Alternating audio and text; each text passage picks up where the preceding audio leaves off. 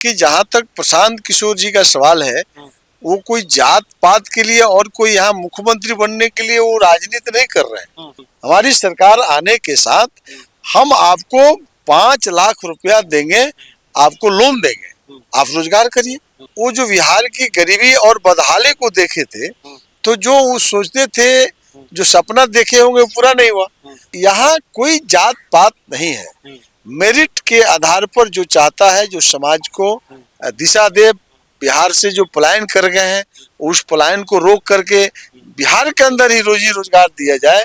नमस्कार, मैं हूं अंकुर प्रताप सिंह। अभी हम मौजूद हैं पटना के शेखपुरा हाउस में, जहां हमारे साथ जनसुराज के सुभाष जी कुशवाहा मौजूद हैं बातचीत करने के लिए, जो कि जनसुराज पार्टी के प्रदेश संगठन महासचिव हैं। तो आइए इनसे बातचीत करेंगे, और बातचीत का जो हमारा मुद्दा होगा वो छात्र होंगे, रोजगार होगा, पलायन होगा, किसान होगा। इन सारे मुद्दों पर हम इनसे बातचीत करेंगे और जानेंगे कि जनसुराज का रोड मैप क्या है। तो सुभाष जी कुशवाहा जी, सबसे पहला सवाल मेरा आपसे ये है कि बिहार से जाति जो है वो जाति नहीं है, जाति बिहार में बना ही रहता है। अभी केंद्र सरकार ने जातीय जनगणना कराने की बात भी कह चुकी है। तो सबसे पहले मैं आपसे ये जानना चाहता हूँ कि प्रशांत किशोर जी अपर कास्ट के व्यक्ति हैं, मतलब अपर कास्ट के लीडर हैं, या एक तरीके से कहें तो पांडे जाति से आते हैं, पंडित हैं। तो क्या उन्हें पिछड़ा और अति पिछड़ा का वोट मिलेगा? देखिए, बिहार में जात की बात का एक हवा है कि बिहार के लोग जात के आधार पर ही वोट करते हैं। वैसी कोई बात नहीं है। बिहार के लोग हमेशा जो है किसी न किसी नीति और सिद्धांत को देख के वोट करते रहे हैं, और मार खा जाते हैं वो अलग बात है। अगर जात की बात रहती तो नरेंद्र मोदी जी के नेतृत्व में पिछले 10 वर्षों से चुनाव हो रहा और उन्हीं को आगे करके लड़ा जाता। तो नरेंद्र मोदी जी का कितना जात था कि जो बिहार के लोग जो है जम करके और देश के लोगों ने वोट कर दिया। तो बिहार में ये जातीयता की जो बात है, निश्चित रूप से इसको एक प्रेशराइज करके इसको बहुत प्रचारित किया गया। लेकिन जहां तक प्रशांत किशोर जी का सवाल है, वो कोई जात पात के लिए और कोई यहाँ मुख्यमंत्री बनने के लिए वो राजनीति नहीं कर रहे हैं। उन्होंने जो बिहार में जो बदहाली है और बिहार में जो गरीबी है और बिहार में जो पलायन रोकने का जो बात है, तो इस बातों को लेकर लंबे काल से उनको अनुभव हुआ। क्योंकि वो राजनीति में रणनीतिकार रहे, पूरे देश में, देश भर में वो राजनीति के लिए जाने जाते हैं रणनीति के रूप में। और उस रणनीति बनाने के तहत लगभग 12 मुख्यमंत्री बना चुके हैं इस देश में, और देश के प्रधानमंत्री भी बना चुके। पिछला 2015 के विधानसभा में जब वो बिहार में महागठबंधन बनवाए थे, उस समय वो मुख्यमंत्री नीतीश कुमार जी को फिर महागठबंधन के तहत उन्होंने स्थापित किया था। तो वो जो बिहार की गरीबी और बदहाली को देखे थे, तो जो वो सोचते थे, जो सपना देखे होंगे, पूरा नहीं हुआ। तो उनके मन में आया कि पूरे दुनिया में हम घूमे, पूरे इंडिया में हमने चुनाव करवाया, तो बिहार में मेरा जन्म हुआ है, बिहार मेरा जन्म धरती है, तो बिहार को बदहाली से निकालना चाहिए। चूंकि 15 साल लालू प्रसाद जी का और 20 वर्ष नीतीश जी का जो शासन का मुख्य पार्ट रहा, और 45 वर्ष तकरीबन कांग्रेस का, 78 वर्षों के बाद भी बिहार गरीबी झेल रहा है। तो उस गरीबी से कैसे निकाला जाए? बिहार पलायन को झेल रहा है, तो उस पलायन को कैसे रोका जाए और बिहार में ही रोजी रोजगार की चिंता किया जाए, बिहार के बच्चों की भविष्य कैसे बनाया जाए। तो उनके मन में आया कि एक पार्टी बनाना चाहिए। लेकिन उससे पहले बिहार में 5000 से ज्यादा किलोमीटर, करीब 5000 किलोमीटर पैदल चल करके गांव गरीब किसान मजदूरों से मिले और एक दूसरे को हालात को जाने, और एक रोड मैप तैयार किया, और 1 करोड़ लोगों के साथ जुड़े, और 1 करोड़ लोगों के सदस्यता करने के बाद तब तय किए कि पार्टी बनाना चाहिए कि नहीं बनाना चाहिए। तब उसमें फैसला हुआ कि इसको पार्टी करना चाहिए, बनाना चाहिए। तो पिछले 2 अक्टूबर को जनसुराज पार्टी रूप ले लिया। तो अब उसके हिसाब से वह रणनीति बना रहे हैं कि जैसे दूसरे दल की सरकार बनाते रहे, तो इस बार जनसुराज की सरकार बने, और वैसी सरकार बने जो जात पात से ऊपर उठ करके बने। यहाँ कोई जात की बात नहीं है। यहाँ जनसुराज पार्टी में वही लोग आ रहे हैं, भिन्न भिन्न दल से लोग आ रहे हैं, तो वही लोग आ रहे हैं जो बिहार को बदहाली से निकालना चाहते हैं, बिहार को गरीबी से निकालना चाहते हैं। और वह निकालने का क्या तरीका होगा वह भी हम लोग बता रहे हैं। ऐसा नहीं कि सिर्फ दूसरे दल की तरह भाषण कर रहे हैं, हम सिर्फ भाषण नहीं कर रहे हैं, हम कैसे निकालेंगे ये भी उदाहरण बता रहे हैं। इसलिए ये जात पात का आरोप प्रशांत किशोर जी पर लगाना यह मूर्खता होगा, और कोई लगा रहा है तो उसकी गलतफहमी है। कि जो व्यक्ति राष्ट्रीय अध्यक्ष नहीं बन रहा हो, जो व्यक्ति प्रदेश अध्यक्ष नहीं बन रहा है, तो आप देख लीजिए ना, सामने राष्ट्रीय अध्यक्ष हमारे पार्टी के राजपूत समाज से हैं, प्रदेश अध्यक्ष हमारे समाज में दलित समाज से हैं, पढ़े लिखे व्यक्ति हैं, IAS हैं, आपके सामने संगठन महासचिव मैं कुशवाहा जाति से आता हूं। तो यहाँ कोई जात पात नहीं है, मेरिट के आधार पर जो चाहता है, जो समाज को दिशा दे, बिहार से जो पलायन कर गए हैं उस पलायन को रोक करके बिहार के अंदर ही रोजी रोजगार दिया जाए, बिहार के बच्चों की भविष्य कैसे बने, इसके लिए जनसुराज पार्टी का निर्माण हुआ है।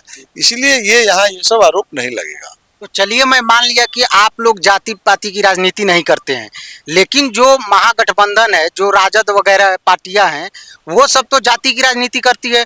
उसका तो असर निश्चित तौर से आपकी पार्टी पर पड़ेगा चुनाव में। बिल्कुल असर नहीं पड़ेगा।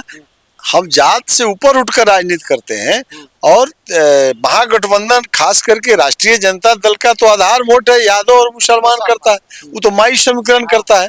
तो माई समीकरण तब सामने था जब आपके सामने कोई बिहार में विकल्प नहीं था। तो इस बार तो एक ऐसा विकल्प मिल गया है प्रशांत किशोर जी की जनसुराज पार्टी, जहाँ जात पात भी नहीं है और विकास ही विकास है। क्योंकि हम लोगों ने तो साफ तौर पर कहा है कि नवंबर के बाद, छठ दीपावली के बाद जो सरकार जनसुराज की आ रही है, हम बिहार से जितने मजदूर पलायन कर गए 1 मिनट में हम ब्रेक करेंगे, और 1 से 1.5 माह के अंदर हम 50 लाख जो प्रवासी मजदूर हैं उसको रोक करके ही रोजगार दे देंगे 100%। उसमें कोई शक संदेह नहीं है। कैसे देंगे, इसके लिए हम पारिवारिक लाभ कार्ड बना रहे हैं, हम उसको बता रहे हैं एक एक करके कि आपको हम कैसे रोजगार दे देंगे। हवा में नहीं बात कर रहे हैं, कैसे आपको हम आमदनी का स्रोत खड़ा कर देंगे, ये हम उसको खड़ा करके बता रहे हैं। महिलाओं को भी हम बता रहे हैं, हमारी सरकार आने के साथ हम आपको 5 लाख रुपया देंगे, आपको लोन देंगे, आप रोजगार करिए, रोजगार करने का तरीका सिखाएंगे, उसको ट्रेनिंग देंगे, और बैंक का जो ब्याज होगा उसमें 6% सरकार देगी, 4% उस महिला को देना होगा। तो इस तरह से करीब 30,000 साल में और 2,500 का महीना उस महिला को लाभ हो जाएगा। हम किसानों के खेत में जो मजदूर काम करते हैं, जो नगदी फसल है, वैसे किसानों को हम मजदूरी फ्री कर देंगे। तो इस तरह से किसानों को भी हम लाभ देने के लिए हैं। हम महिलाएं हैं, विधवा है, दिव्यांगता है, उसको हम लोगों ने कहा है जो 400 पेंशन अभी मिल रहा था, अभी हम कह रहे थे कि हम 2000 करेंगे, मुख्यमंत्री जी ने 1100 कर दिया। बिल्कुल किया है 1100। तो ये हमारी बातों को उन्होंने स्वयं पुष्टि कर दिया। ये तो बिहार के लोग मान लिया ना। 20 वर्ष से 400 रुपया मिल रहा था, और प्रशांत किशोर जी ने इस बात को जब उठाई, जनसुराज पार्टी जब उठाई, तो मुख्यमंत्री तो इतना समझे कि बढ़ाना चाहिए, तो उन्होंने 1100 कर दिया। लेकिन हम अपने मुद्दा से भटके नहीं है। हमारी सरकार बनेगी तो वो 2000 हो जाएगी, बनने के दिन ही 2000 हो जाएगी, क्योंकि हम अपने वादा पर कायम हैं। तो आप लोगों से तो पहले महागठबंधन ने ये कहा था कि 2000 कर देंगे। देखिए, कुछ भी कह सकते हैं। तेजस्वी प्रसाद जी का तो हम लोगों का सुन करके, देख करके उनको कहना है। आज तक तो पलायन की बात कोई नहीं किया था। डे फर्स्ट प्रशांत किशोर जी ने पलायन रोकने की बात किया। तो राहुल गांधी भी आकर पद यात्रा किए थे पलायन रोकने के लिए। तो अब इसको क्या कहेंगे? तो वो तो हमारा देख देख के सब लोग कैसे रोजगार दिया जाए वो लोग करता है, तो वो मेरा विषय नहीं है। 45 वर्ष कांग्रेस के लोगों को शासन करने का मौका मिला था, महागठबंधन को 15 साल मौका मिला था। कौन रोके हुआ था कि आप पलायन को मत रोकिए? कौन लालू प्रसाद जी राबड़ी देवी को रोक दिया था कि अब 400 रुपया का पेंशन जो है 400 राबड़ी देवी ही न की थी, आप उसी दिन 2000 करते थे, कोई मना तो नहीं किया था। बीच में 2015 में भी लालू प्रसाद जी, तेजस्वी यादव, नीतीश कुमार जी की सरकार बनी थी, बहुत दिन नहीं हुआ। फिर आपको जो है ये आप इधर सरकार बनाए तो आप क्यों नहीं लागू कर दिए?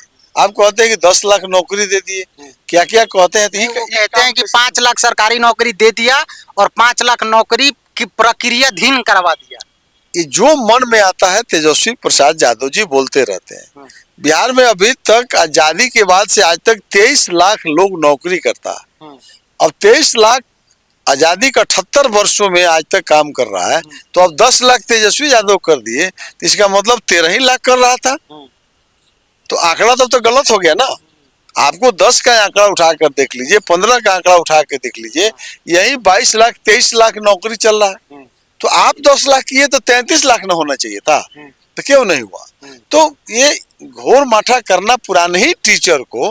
आप ये कह सकते थे कई टीचर हैं जो करीब 2.5 लाख का है कि 1500 का हमने कर दिया, आप उसी को न कर दिए। कोई फ्रेश बहाली तो आपने नहीं किया, तो 10 लाख कहाँ से कर दिया?